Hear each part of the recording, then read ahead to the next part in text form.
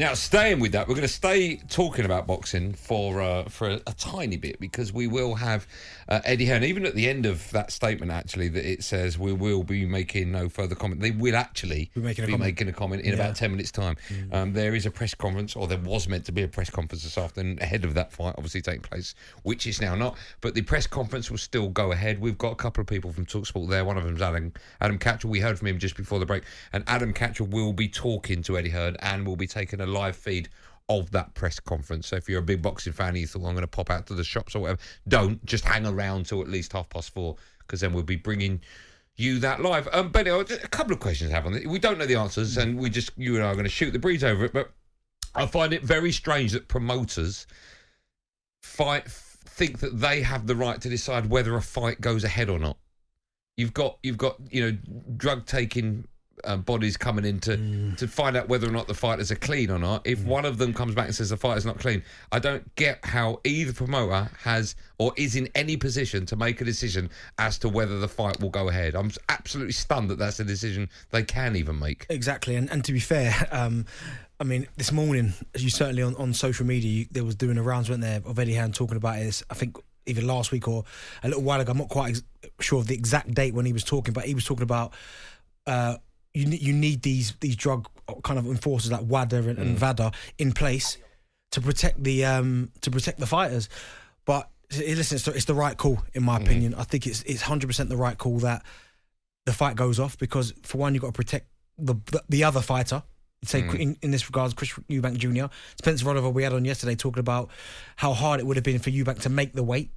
So then when you add this into the mix, it's 100% the right decision until they do obviously a formal inquiry and they find out what exactly is going on. The test has come up positive for a reason, unfortunately, for Conor Benn. So you have to take it seriously. We can't obviously speculate as to what's gone on, but the moment there's a red flag, and there has been a serious red flag in this event, then you have to take it seriously. We're very lucky here at talkSPORT. We've got various boxing experts. Just before the break, we heard from one of them in Adam Catchell. Let's hear from another one now. Ade Oladipo joins us live on Drive. Ade, hello, how are you? Not bad, guys, not bad. Obviously, look, disappointed as a boxing fan what's happened in the last sort of 48, 72 hours. But, and I heard you say that, Andy, I think ultimately the right decision's been made. And we're waiting for Eddie Hearn to come here now, where the press conference should have taken place. I'm going to sit with him in a few minutes and ask him a couple of questions, and then, wait to see what happens next. I do think it's bizarre that he was in a position to even make this call in the first place. Yeah, look, I mean, I think we said this sort of a few times, sort of the powers that promoters have.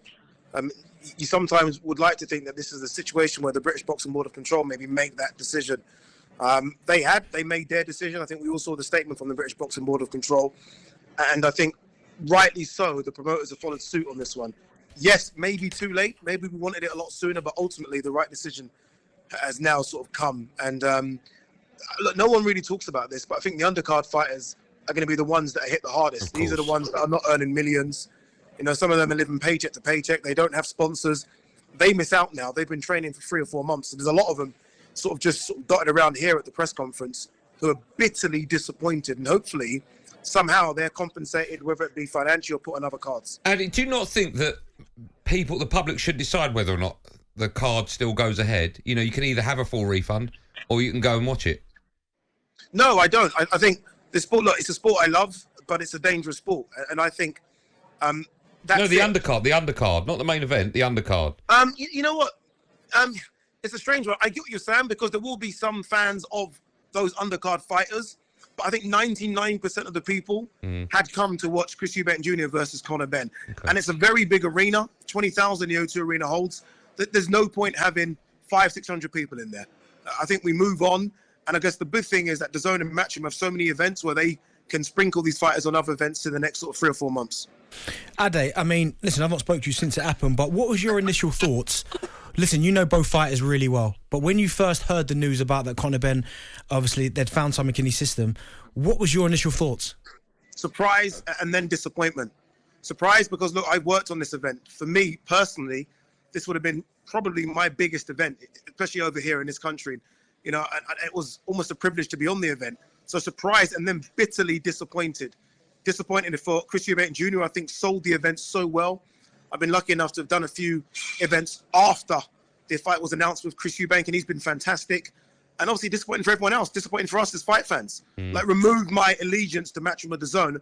I'm a boxing fan first and foremost. And this is the fight I really want to see. But at the same time, we know it couldn't have happened.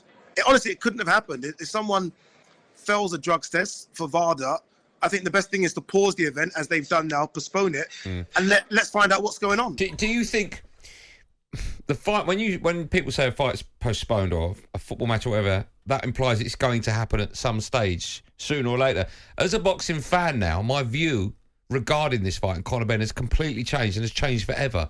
Do you think the call for this fight to be put back on at some stage will still be as great as it has been leading up to it?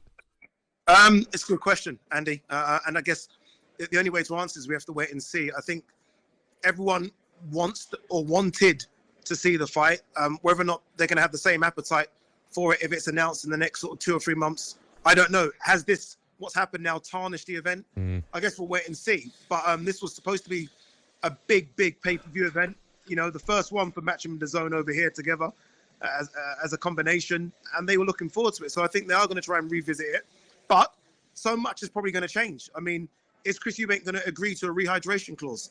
Is he going to agree to fight at 157 pounds? There's going to be so many ifs and buts, and those ifs and buts are going to be, I guess, sort of key in whether or not this fight happens again. Listen, it's approaching 1:30. I know that's the time where Eddie comes out and everyone wants a piece of him, including you. So we'll let you go. Thanks, Ade, for coming on. Guys, thank you. There you go, another talkSPORT boxing expert in Ade Oladipo. Of course, he knows his stuff. Everyone seems to know their stuff, apart from the people involved in trying to put this fight on. I just hope, Benty, and it won't, because there's too much money involved in boxing. I just hope this changes things going forward in boxing. It's been going on for years, isn't it? I know, but you are right. You are hoping now, because this is, I mean, it's bad for the sport of boxing. We heard Carl Frampton yesterday. He was adamant how angry he was. We've heard Catman, Ade, disappointment, and I think that's the biggest thing, is that it's almost like we can't stop it.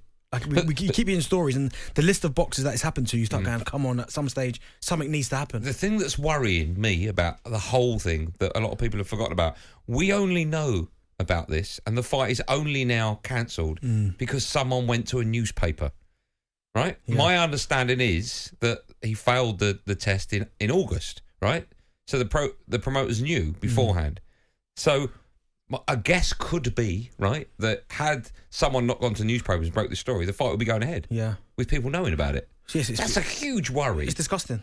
It is disgusting. I wonder, and again, we didn't get the chance to ask Ade, but listen, we know the event's ruined now.